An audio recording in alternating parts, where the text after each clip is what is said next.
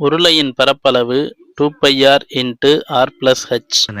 வாங்க இந்த ஃபார்முலா எப்படி வந்துச்சுன்னு கண்டுபிடிப்போம். இப்போ இந்த சிலிண்டர் நம்ம தயாரிக்கிறதுக்கு ஒரு காயின் எடுத்திருக்கேன். அதுக்கப்புறம் இன்னும் 2 காயின் ஆட் பண்ணியிருக்கேன். இப்போ இந்த 3 காயினையும் வரிசையாக நம்ம அடுக்கி வச்சு பார்க்குறோம். எக்ஸ்ட்ரா காயின் வரிசையாக அடுக்கி வச்சு பார்க்குறோம்.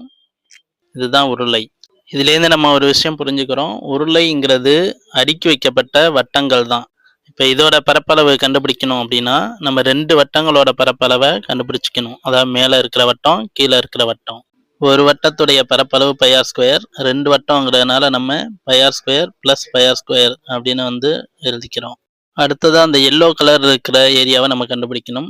இதுக்கு நம்ம வட்டத்துடைய சுற்றளவை அந்த எல்லோ கலர் இருக்கக்கூடிய அந்த சிலிண்டருடைய ஹைட்டை வச்சு பெருக்கணும் அப்படின்னா கிடைச்சிடும். இப்போ நமக்கு கிடைச்ச இந்த 3 வேல்யூவையும் கூட்டணும் அப்படின்னா இதில் பொதுவாக இருக்கிற 2πr அப்படிங்கிற வேல்யூவை வெளியில் எடுத்துருவோம். ஸோ பேலன்ஸ் இருக்கிறது r + h. இதை பெருக்கல்ல போட்டுக்குவோம். மேத்ஸில் ஃபார்முலாவை மனப்பாடம் பண்ணாமல் அதை எப்படி வந்துச்சுன்னு புரிஞ்சு படிக்கிறதுக்கு நம்ம சேனலை சப்ஸ்கிரைப் பண்ணிக்கோங்க.